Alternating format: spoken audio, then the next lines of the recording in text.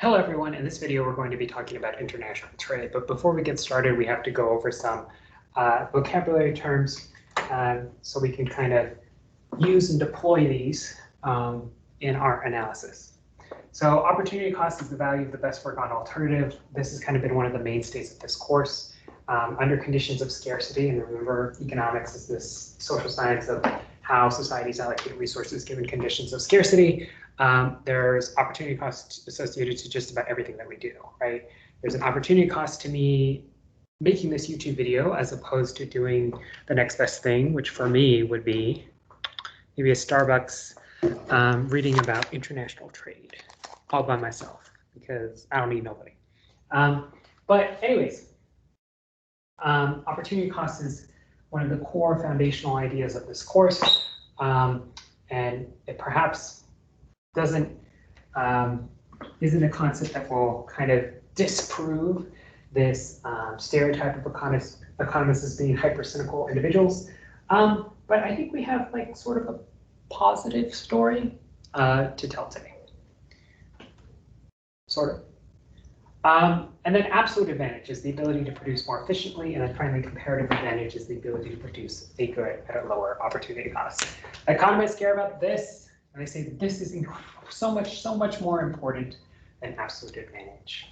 And sort of the big idea that we're going to develop today is that when individuals and when we extrapolate this further and we say countries engage in trade, that everyone, or that there are gains associated with their trade. There are welfare benefits associated with trade. And so specifically, this idea is going to come with several, I guess, corollary ideas. If I use that word right, please fact check me in the comments, including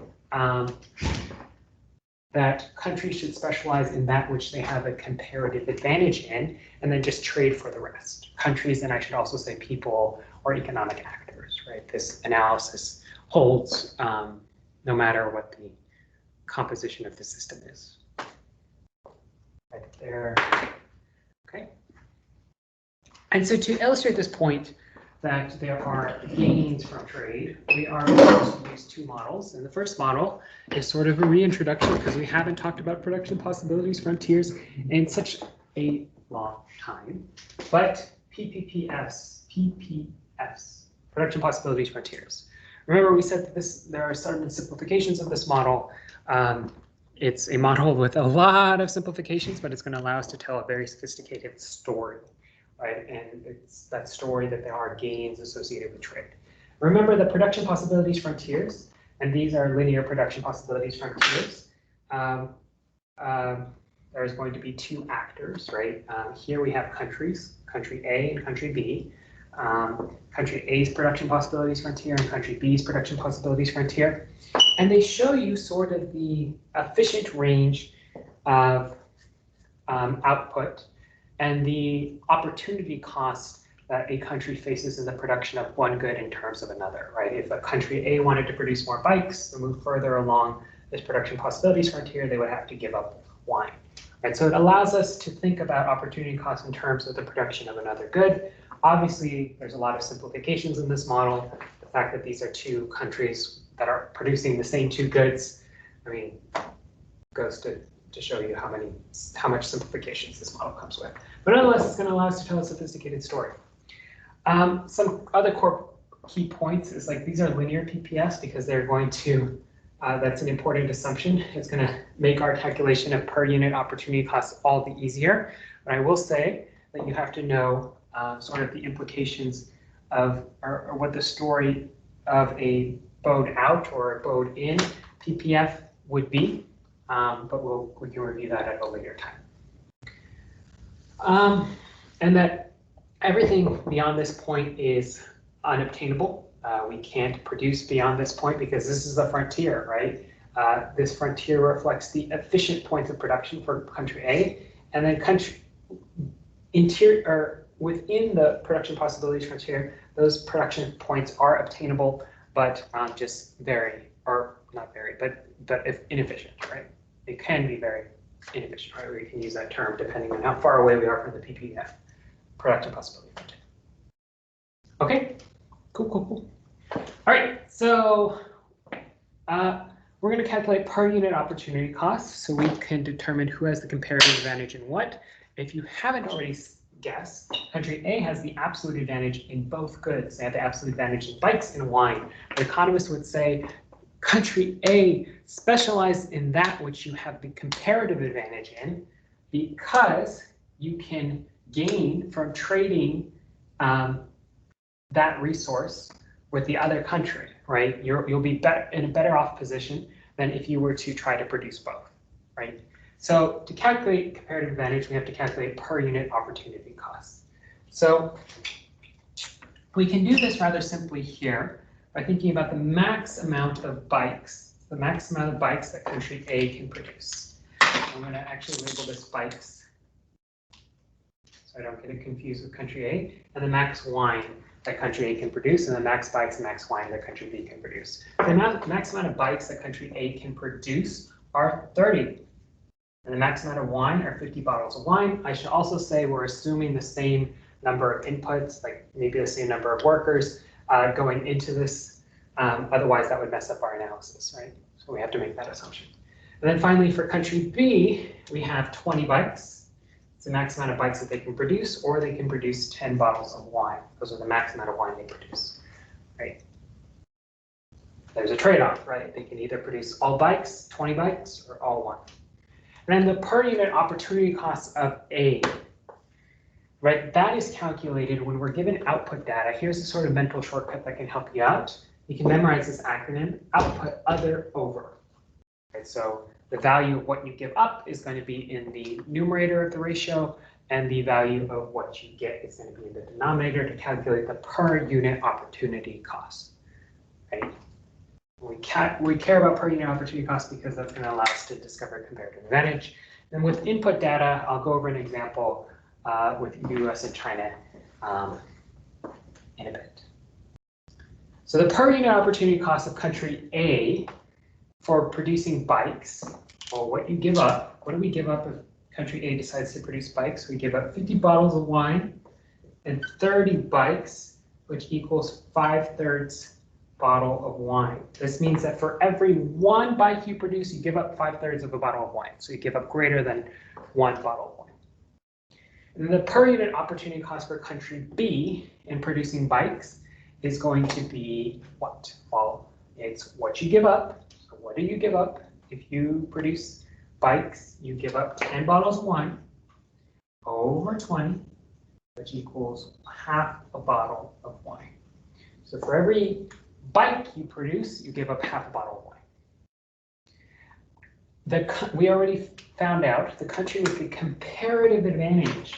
The comparative advantage is the one that has the lowest, can produce a good at the lowest opportunity cost. And half a bottle of wine is lower than 5/3. So you know what? Country B is producing bikes. They're the one that should. Right? And it doesn't matter that country A has an absolute advantage in the production of bikes. Country B is going to produce bikes. And so this is an important lesson. Absolute advantage, country A has absolute advantage in both, but country B has a comparative advantage in bikes, and therefore our economists tell us that country B should specialize in the production of bikes. Right? They would be better off if country B specialized. Everybody, or there are gains associated with country B's specialized in the production of bikes. I perhaps don't need to do this analysis. I'll just talk about it, but the per unit opportunity cost if country A decided to specialize in wine as opposed to bikes would be 3/5 of a bike. It's just the reciprocal of the other one, but if you don't believe me, do the math. And then 2 bikes. And we'll find out, right? We'll find out that country A has the comparative advantage in the production of wine. Country A has the comparative advantage in the production of wine.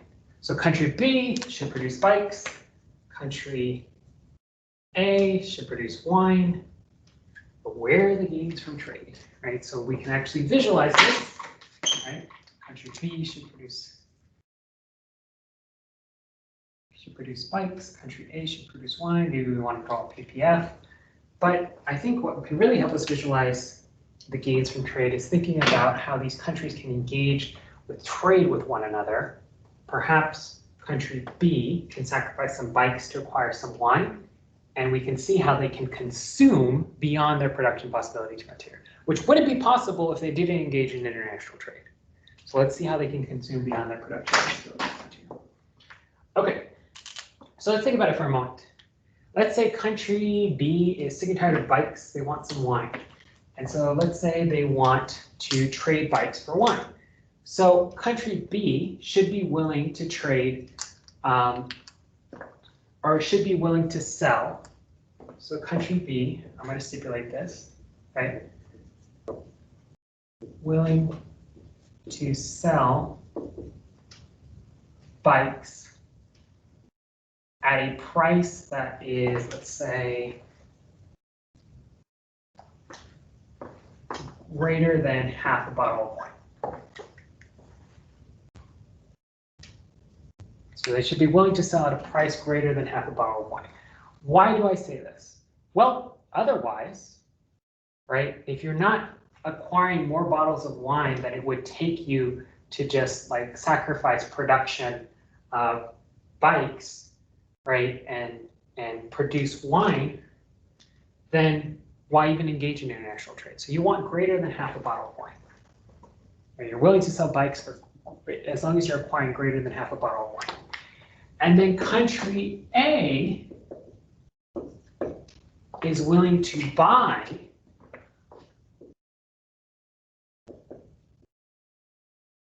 bikes as long as it's worth less than, let's see,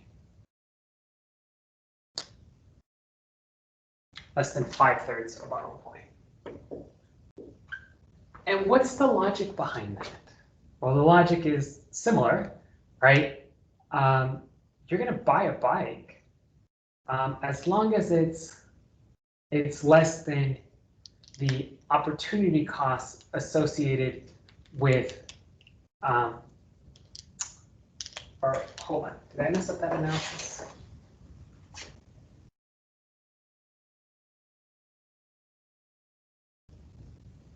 Nope. Country A willing to buy bikes as long as they're priced at less than 5/3 bottle of wine. And so what's the analysis behind that? Well, if it was greater than 5/3 bottle of wine, right, the price, then you would just sacrifice making bikes and just make the wine yourself, right? There would be no point to international trade. So the price has to be somewhere between these goods, right? And we're assuming obviously no dollars. And so a good happy medium would be, let's just say the price is 1 bike for 1 bottle of wine. That's the trading price, 1 bike for 1 bottle of wine.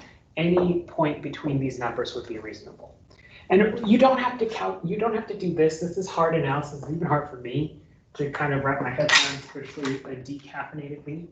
But I'm just trying to show you the gains from trade. Right? So let's say country B really wants wine, so they want to give up 20 or 10 bikes. Right? They want to give up 10 bikes. Well, at a price of 1 bike per 1 wine, how many bottles of wine would they be able to acquire from giving up 10 bikes? Well, they would be able to acquire 10 bottles of wine, and so we can go across.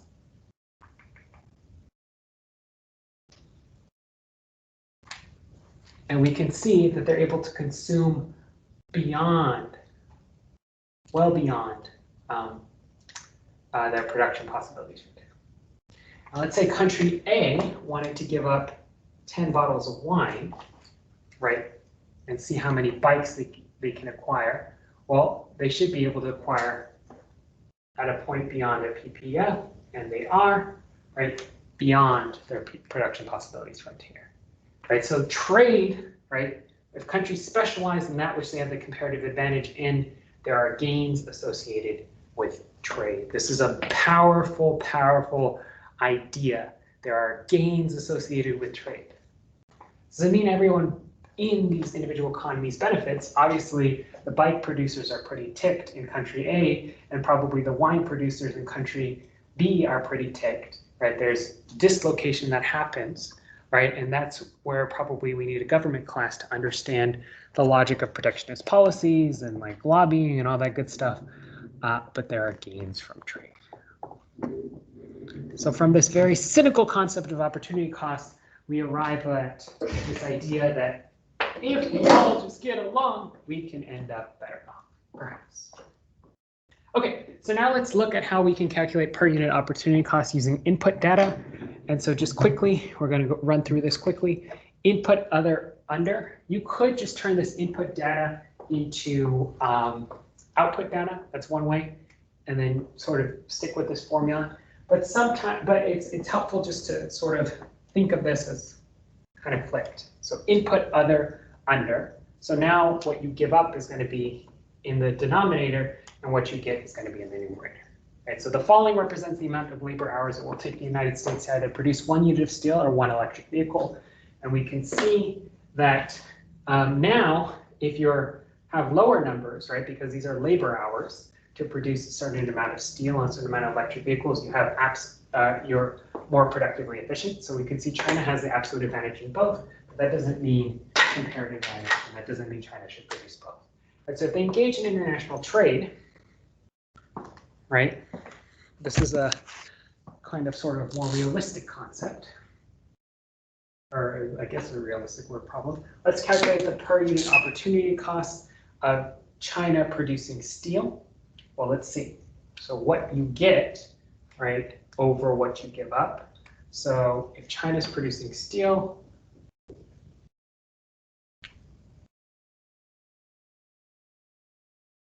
oh shoot, what am I doing? I'm using US data. Scratch that. If China's producing steel, what are they giving up? So what you get, so 1 divided by 2 cars.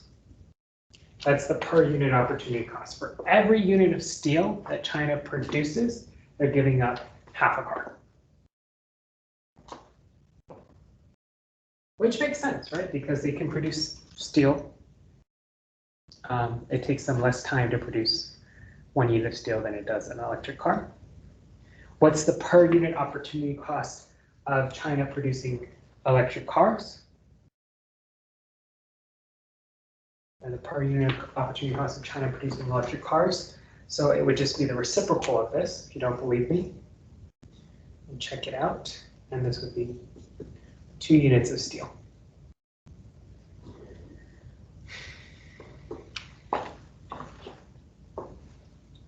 And then let's calculate to see who has the comparative advantage, the per unit opportunity cost.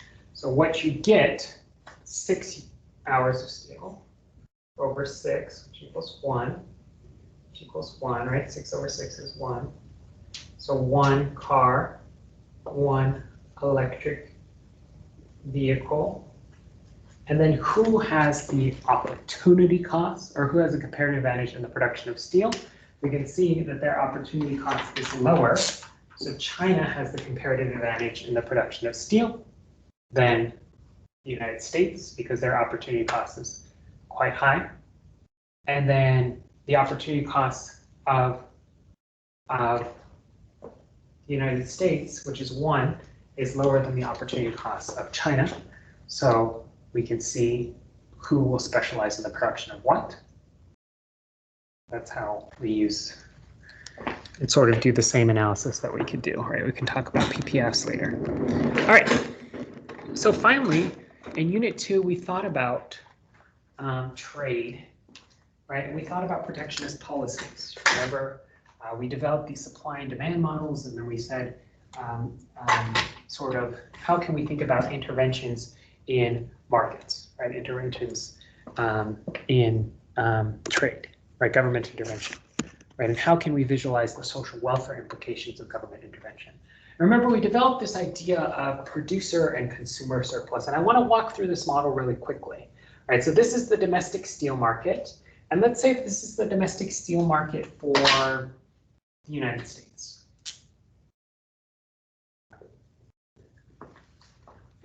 So I just want to say, all of that's unit 1. This is unit 2. But these concepts relate, right? We're telling a story about international trade using a variety of the different tools that we've developed in this class, right? Because I'm sorry to tell you guys, right? Knowledge is not, as segmented as like college board units, right? To really understand the material, to be able to become critical thinkers, we really need to be able to apply knowledge and to be able to integrate the tools, the range of tools, not just in this discipline, but in other disciplines, because we can see there's government arguments that we could develop here too, right? To certain situations. But anyways, in unit 2, we thought about governmental interventions in markets, and one of the assumptions of this market is perfect competition. But we developed this idea of social surplus, right? We said that everything above the price of the good, but below the demand curve, is going to represent consumer surplus. It's this idea that consumers would have been willing to pay higher prices, but they don't have to pay that price. They get it at this price. And then producer surplus is this idea that producers would have been willing to supply the good at lower prices, but they get it at this price. And so here, I kind of did this analysis for you already. Here is the domestic steel market in the United States. And the way that we can think about the impacts on governmental interventions in international trade is that we can think about, or we usually develop or think about the domestic market, right? And so let's think about this for a moment. So PA reflects the price and autarky, the price assuming there's no international trade. Right? And let's think about what producer and consumer surplus would look like if there was no international trade. If there's no international trade, there's no imports, right? So this social surplus goes away, and producer surplus gains, right? If there's no international trade, right? Price autarky. But we can see that there are social welfare benefits to international trade, right? You get all this, right? Through imports.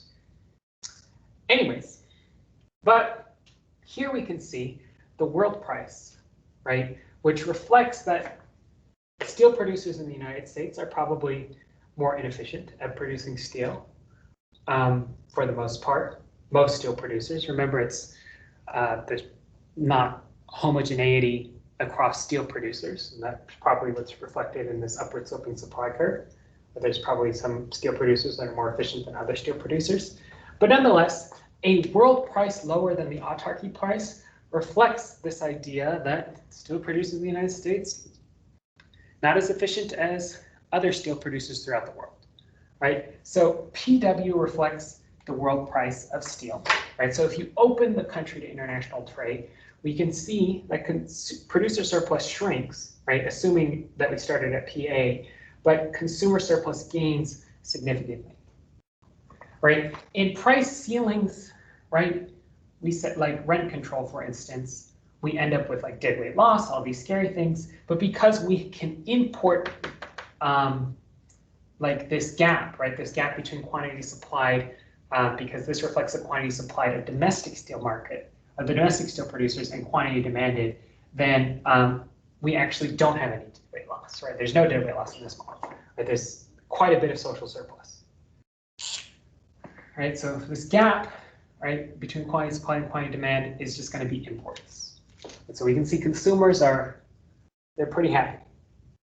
But we can think about the effects of government intervention, and this is perhaps where we might need a bit of AP government, right? Steel producers a bit upset, Pittsburgh Steelers, people nostalgic for past-time jobs, people feeling alienated or disconnected from the liberalized economy. I don't mean liberalized as in like they voted for Barack Obama, but like I mean free trade type. That's the term that we use. And the government institutes this tariff. And so a tariff is essentially a tax, right? It's a tax on imports, right? And governments that are trying to protect certain industries, and they're probably protecting it for political purposes, might institute a tariff, right? So it would artificially increase the price of that good. Or of essentially what it does is it forces domestic consumers to think of the imports price as going up, right? So the quantity demanded for imports is going to fall, right? And so we can show the effects of this, right? Or we can show the effects of this. And remember, I always tell you, always go to the axes to help you tell the story, right? Even if you're unsure, but think about what your axes tell you. Quantity supplied 2 and quantity demanded 2. We can see that the amount of imports now being imported is going to shrink. Because you're essentially with and this gap is going to reflect the tariff price. And then we can also see this black triangle, these black right triangles are going to be deadweight loss.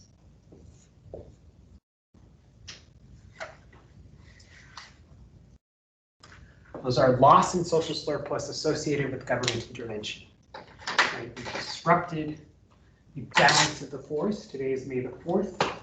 But specifically, those are market transactions that are no longer going to happen because you artificially, with the tax, increase the price. Right? And all of this becomes government revenue. This blue area right there. And we can see that domestic producers gain, right? Their surplus increases at the expense of consumer surplus. Right, so that's the story we can tell. Okay. And so now the question becomes is what is the story you are going to tell? Oh my God, I think I'm so dramatic because I just finished watching Moonrise Kingdom, which is one of my favorite Wes Anderson films, but I'm going to tone it down. I'm going to tone it down. Okay. So we see the effects. International trade. Mr. D is now going to go to a coffee shop and read about international trade.